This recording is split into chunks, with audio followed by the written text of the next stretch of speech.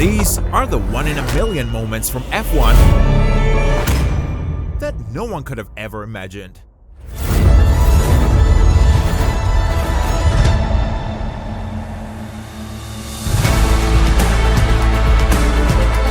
Brilliant championship battle, but the championship...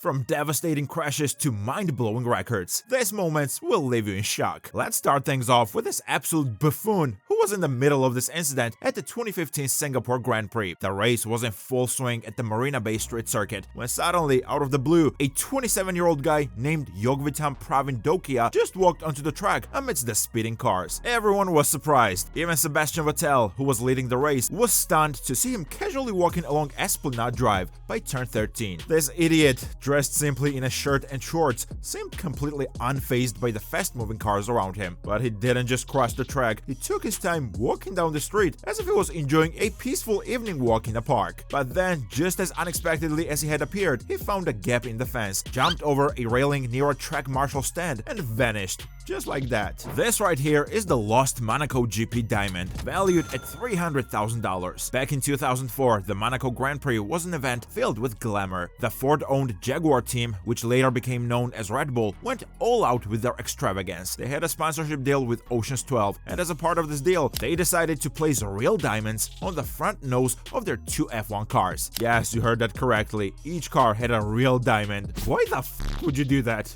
I don't know. Now the Monaco circuit is infamous for its challenging and narrow turns. Mark Webber, driving for Jaguar, impressively finished the race without any damage to the diamond on his car. However, Christian Klein, his teammate, wasn't as lucky. He lost control of his car at the lowest turn, leading to a crash. After the race, it took the team personnel 2 hours to reach his car, and when they finally did, they found out that the diamond was missing. Yeah, no shit. What would you expect? And the funny thing is, the diamond still hasn't been found. Now, Tell spotted a perhaps once-in-a-race opportunity to make a move for the lead, diving down the inside of East Terrace Corner just a few meters down the road. But unfortunately, Schumacher turned in on his rival, sending his Benetton onto 2 wheels off the road, and Schumacher ahead just by 1 point, he clinched his first championship title, despite numerous appeals to overturn the result. Speaking of surprises, the 1997 European Grand Prix took place at the Jerez circuit and became famous because Jacques Villeneuve won his only championship there, especially after Michael Schumacher had to retire from the race due to a collision attempt with Villeneuve. Besides that, the qualifying session was quite unusual, as this incident has only happened once in F1 history. Villeneuve got a lap time of 1 minute 21 seconds, which initially put him in the lead for pole position. However, shortly after, Schumacher matched Villeneuve's time. And surprisingly, Heinz-Harald Frentzen did the same, creating a rare 3-way tie. I mean, what were the odds? Next up, we have the 2011 Canadian Grand Prix, which was pure madness. It was raining heavily, making the track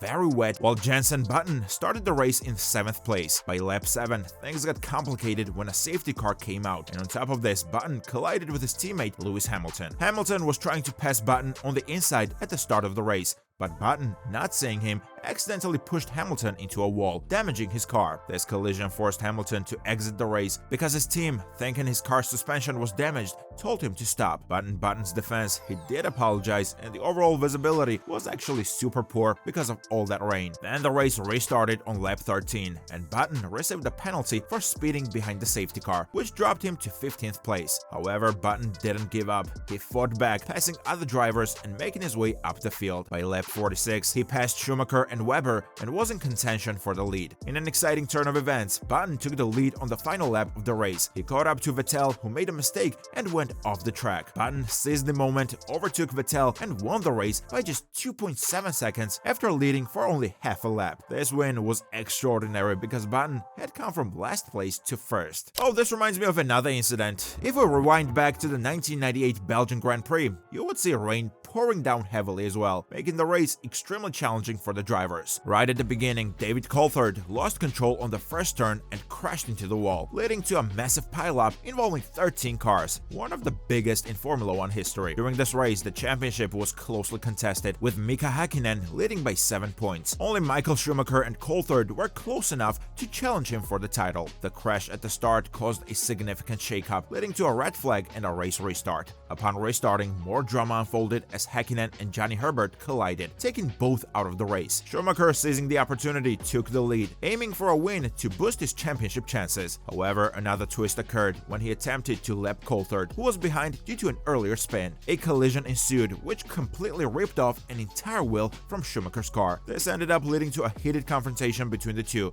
with Schumacher accusing Coulthard of reckless driving. Now, there's another misunderstanding from the 1993 European Grand Prix at Donington Park, which is still well known for its incredible start, where Ayrton Senna overtook 4 cars in the first lap, leading to an impressive win. However, there's another lap from that race, which is interesting for a different reason. With the race 2/3 done, Senna headed for the pits, but his team wasn't prepared. With no speed limits in the pit lane back then and the track layout allowing drivers to skip the final hairpin by driving through the pits, Senna ended up setting the fastest lap of the race and a new lap record. Despite slowing down for a pit stop, that didn't happen. Senna mentioned that there were times when the team and he had misunderstandings about pit stops, leading to these unexpected situations. But something even weirder happened at Monza in 2019. Getting a good position on the grid is crucial for a successful race here. One strategy drivers use is to follow closely behind another car. This way, the leading car cuts through the air, allowing the car behind to benefit from less air resistance, which can significantly improve speed. During the qualifying rounds in 2019, after Kimi Raikkonen's big crash at the Parabolica turn caused a delay, the last part of the session saw 9 drivers, including Ferrari's Charles Leclerc, who was in the lead, rush back to the track to set their fastest laps. They all tried to time their run to get this aerodynamic advantage,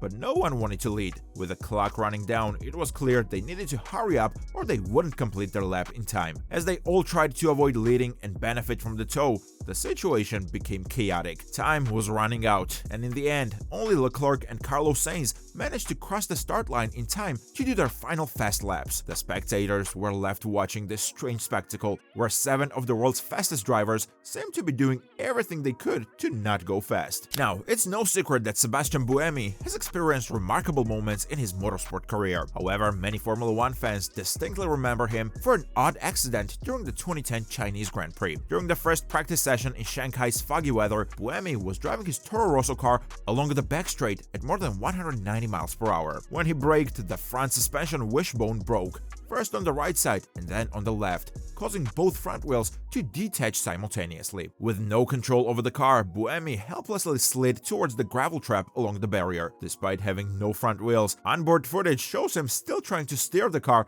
before eventually stopping and walking away. Interestingly, Buemi seemed more concerned about the lost practice time than the fact that he had just lost half of his wheels. This incident remains one of the most unusual crashes in Grand Prix history and is a notable part of Buemi's legacy, regardless of his other achievements. Alright, how could this list exist without mentioning the final race of 2021? Everyone remembers the drama, but what's not so well known are the intense efforts Mercedes made to challenge the final outcome. The turning point came when Latifi crashed his Williams, leading to the deployment of the safety car. This put Mercedes in a tough spot, debating whether Hamilton should pit. They decided against pitting, which seemed wise when it was announced that overtaking would be banned. However, the situation took a shocking turn on the second to last lap because Mercedes didn't just sit back, they tried to overturn the situation. They claimed Verstappen passed Hamilton under the safety car and argued that Michael Masi, the race director, broke the rules by allowing only the cars ahead of Verstappen to unlap themselves. But their efforts were in vain, as it was declared that Masi, having the ultimate authority, made a final decision. This decision sent ripples through the F1 community.